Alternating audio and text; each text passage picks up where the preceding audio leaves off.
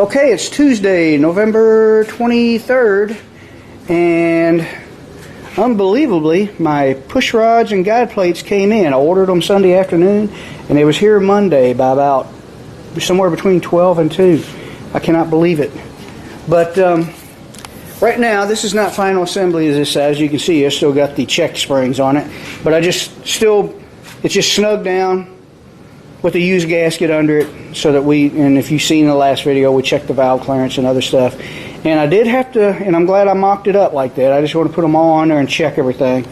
And I found out after I got the push rods that I want to use, and I got my guide plates on, that we had some interference. First of all, the hole where the push rod passes through the head, with the valve closed, it was rubbing at the bottom. That hole was kind of straight through, and whereas my push rods are angled because this is a canted valve head, and I brought that up in the last video. But what I did was, as you can see, this other aluminum head, which I have not modified yet, those holes are about 5/8 of an inch, which is 625 thousandths. I checked this head and this set of heads, and these are almost 750. So I started to put it up in a mill, but I don't really have a fixture where I can set it up on a correct angle. It's something I've been wanting to order and keep putting off. And I thought, well, these are just aluminum, and I just took a step drill and a hand drill, and I went about the depth of the step on the drill. If I can find my drill, I'll show you. And this one right here, I believe it was this one that was 3/4 of an inch. So I just went to where this was level with the top of the surface, and then after I did that, I wish I had a step, 2 or 3 steps in there, and I just chamfered it a little bit with a die grinder, and that fixed that. And I had to modify my guide plates. When I put it on with the valve closed, I also noticed that when I went to put the push rod, the ball of the push rod up into the cup on the bottom side of the rocker arms, that I kind of had to force it on. And I realized, and then after I adjusted the preload on it, which isn't a lot of load because these lifters are not pumped up, I noticed that I couldn't turn the push rod like I can now. And I realized even though I fixed the clearance problem on the head, it was rubbing this side of the guide plate. So I had to modify these. Originally, these comp cam guide plates are 48/38, and that's the only one Summit had ready to send. Actually, I wanted the flat ones like these, which these are for 5/16 push rods, and I just want to keep them as they are. But I had to set these up in a mill and take an end mill, a 3/8 end mill, and cut them back a little bit and put that radius in there, and then I kind of chamfered this top part right here, and that fixed that. Had to do it to all 8 of my guide plates. So we got that fixed. And so now the next thing for me to do is to modify that head with the step drill and deburr everything. And hopefully I'll have some heads on this thing. So for those of you who are wondering how easy it is to put these cheaper aluminum heads on, it's not exactly bolt on. At least it wasn't in my case. Now if you went with a flat tappet cam, you probably wouldn't have had to do that, because it's all about the lifters being taller. That's why I had to get the taller push rods, and maybe that changed the geometry a little bit. Maybe they'd have rubbed anyway. I'm not sure. That hole is smaller than both sets of old cast heads I have. So anyway, I'm going to quit the jabbing, and hopefully I can get this head modified like I did that one, and we'll have some heads on this thing, and I can start cleaning parts and getting oil pans and doing some painting and cleaning the engine bay up, and who knows, maybe by the weekend I might have a painted engine. I doubt I'll get it sitting in the car.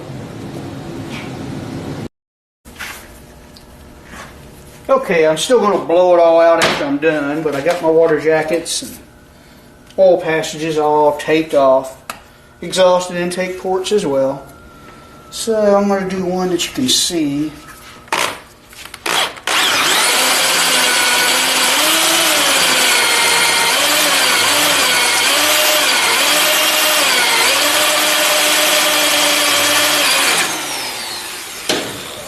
And as you can see, it drills pretty easy. Got a step in there, but like I said, I can take my, now I've removed most of the material. I'll just take my Dremel bit in my die grinder and I'm going to deburr that and smooth it out so it's a nice smooth chamfer.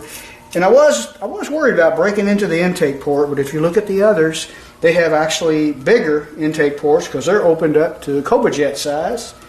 At least the PI heads were, and there's no interference. So I'm going to do this to all of them and deburr it, and that'll be it.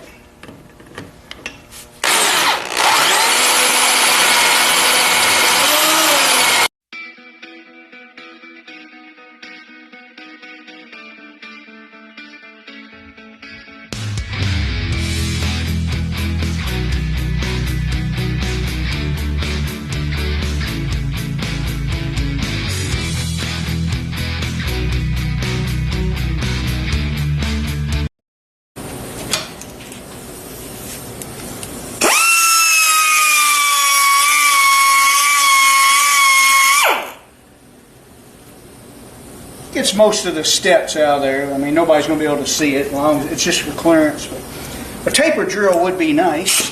Of course, I probably wouldn't be able to hold a drill that size steady with a hand drill, and I'd have to put it in my mill. And this is all I got. I would recommend a coarser bit for aluminum. I don't have any. I'm not going to stop what I'm doing and run up to the store, run up to whoever might have it, and try to find one.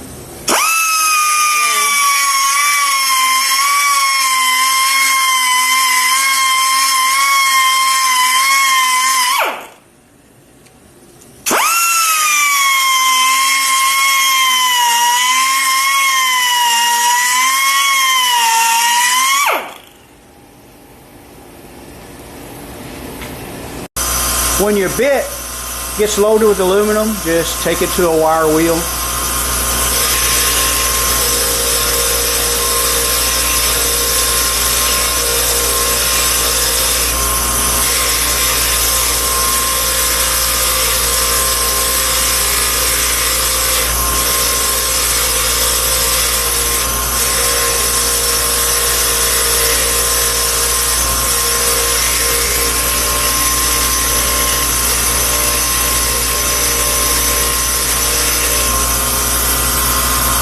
Got most of it out.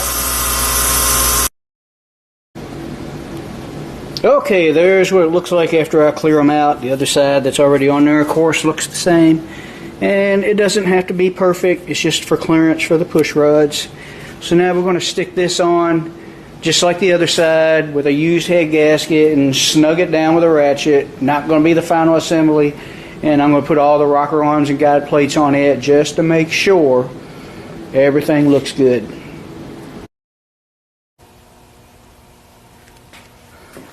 Alright, everything's together and mocked up, and it looks like all the push rods on this side, which is passenger side, everything clear. So I'm kind of happy with that. So now I get to tear it all back down, soak my lifters and my rocker arms in a can of fresh oil, clean the bottom of these heads and the deck off with some lacquer thinner, make sure there's no grease or oil, and put some new head gaskets on it and put the heads back on.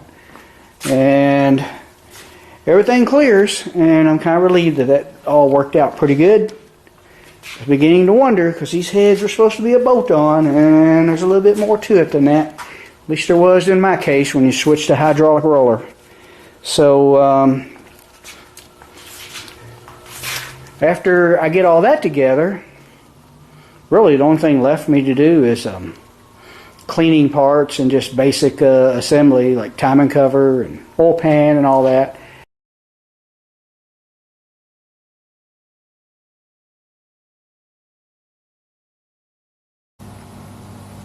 Okay, so I got all the spring cups off that other pair of heads, and they're hardened spring cups, and they fit these pockets just fine. And they also fit the spring.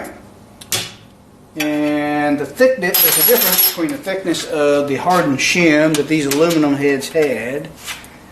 These are, I'm getting 58 thousandths.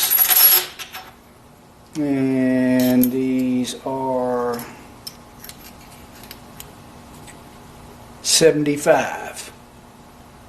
So it's 20 thousandths thicker.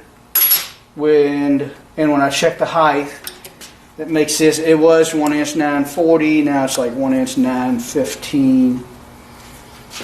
Get down here in a position where I can see the reading on my calipers. Yeah, I'm getting about 917, 918.